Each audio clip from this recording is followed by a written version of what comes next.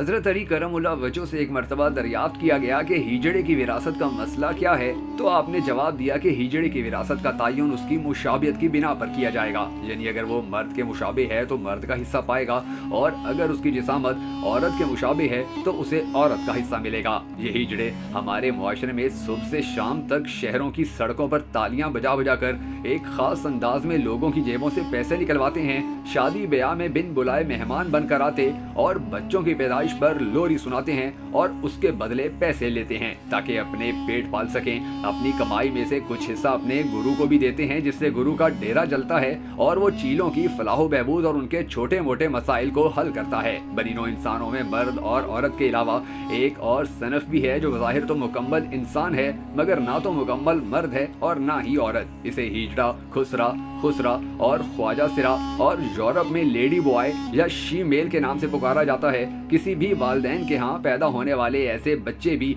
असल में गूंगे, बहरे, अंधे और माजूर पैदा होने वाले बच्चों की तरह खसूसी होते हैं, मगर कुछ वालिदैन अपने इन स्पेशल बच्चों की आदतें देखकर तंग आ जाते हैं और इंसानी हमदर्दी से खाली होकर ऐसे बच्चों को, खास तौर पर लड़कों को, ख्वाजा सिराओं के गुरु के हवाले कर देते हैं, जो हिजड़े बनकर महफिलों में नाचते हैं, गुरु के हाथों मारे खाते हैं और उनके तहफ्फुज़ और पैसे कमाने के लिए इस्मत फरोशी का धंधा तक करते हैं। ये लोग काबिल रहम हैं, इनके अंदर भी इंसानी दिल और ख्वाहिशात होती हैं। ये लोग एक जिनसी इम्तियाज की वजह से हमारे मुआशरे में मुजरिम और गुनाहगार ठहराए गए हैं, हालांकि इनकी इस फितरी हालत के वो खुद जिम्मेदार नहीं। नाच गाने के धंधे के अलावा इन्हें कुछ करना ही नहीं आता। गली बाजार में आए तो फहश जुमलों की बौछार इनका इस्तकबाल करती है और हमारे मुआशरे में इनको कम अज कम इंसान नहीं समझा जाता। लेकिन सवाल ये है कि आखिर ये हिजड़े पैदा कैसे होते हैं, तो इसका जवाब ये है कि हिजड़े भी आम इंसानों ही की तरह पैदा होते हैं, लेकिन माँ बाप के पेट में इब्तदाई परवरिश के दौरान फितरी तौर पर कुछ हार्मोन्स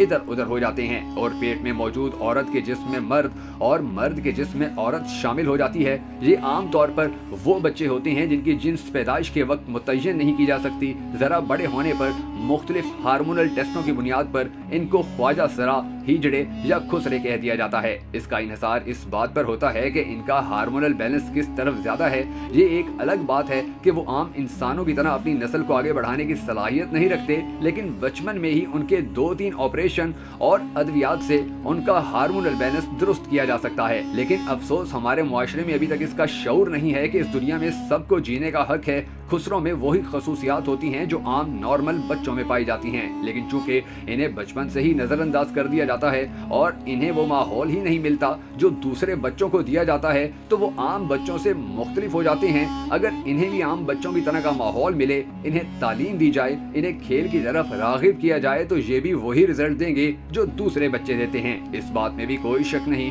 कि खुसरे भी इंसान हैं और इनकी पैदाइश में ये नुक्स कुदरत की तरफ से होता है, मगर बहुत से लोग ये भी सोचते हैं कि क्या ख्वाजा सिरा या खुसरे नमाज की इमामत करवा सकते हैं। तो इसका जवाब ये है कि चूंकि नबी करीम सल्लल्लाहु अलैहि वसल्लम की जिंदगी में हमेशा ही मर्दों ने ही नमाज में इमामत करवाई और मर्दों को ही इमामत करवाने को कहा गया, तो इससे यही नतीजा निकलता है कि जो मर्द नहीं वो इमामत नहीं करवा सकता। खुसरे भी चूंकि मुकम्मल मर्द नहीं होते, इसलिए इनकी इमामत जायज़ नहीं है। अलबत्ता इबादत करना, नमाज पढ़ना, रोजे रखना और दीगर अहकामात जो दूसरे मुसलमानों पर फर्ज हैं वो इन पर भी फर्ज हैं। खुसरे या हिजड़े जिन्हें इनकी हरकतों सकनात की वजह से इनके घर वाले कबूल करते हैं और ना ही मुआशरा, तो फिर ये जीने के लिए अपनी अलग दुनिया बसा लेते हैं जहाँ ये आपस में छोटी छोटी खुशियाँ और एक दूसरे का दुख दर्द बांटते हैं। इनमें कोई रीमा, कोई रेशम, कोई माला और कोई अंजुमन होती है। इनके अपने रस्म और रिवाज होते हैं जिसके तहत ये अपनी जिंदगी गुजारते हैं। ये लोग मुआशरे से कटकर रहना पसंद करते हैं,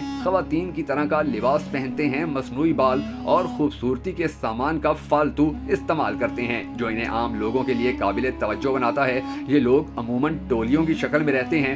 हर टोली का लीडर गुरु कहलाता है, जबकि जिस घर में ये रहते हैं इसे डेरा कहा जाता है। कोई भी गुरु कभी भी किराए के मकान में नहीं रहता, बल्कि इसका अपना जाती मकान होता है जो इसे अपने से पहले वाले गुरु से विरासत में मिलता है। खुसरों के बारे में मशहूर है कि ये मुआशरे में फहाशी फैलाने का जरिया बनते हैं। माना कि इनमें कुछ बुरे लोग भी हैं, बिल्कुल ऐसे ही जैसा कि आम इंसानों में कुछ अच्छे और कुछ बुरे होते हैं, लेकिन इनके अंदर भी ये बुराई इसी मुआशरे ही की तो दी हुई है।